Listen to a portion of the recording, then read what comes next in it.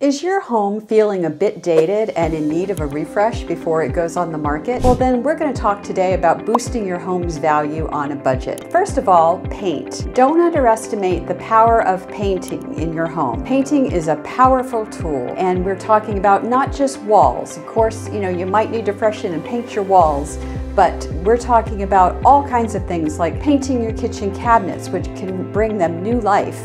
And don't forget to paint the inside of the front door. That will give you a maximum ROI on that one. So secondly, we're going to talk about wood trim. One of the first things I notice when I go into a home is that stained wood on all the trim, on the baseboards and the window and door trim.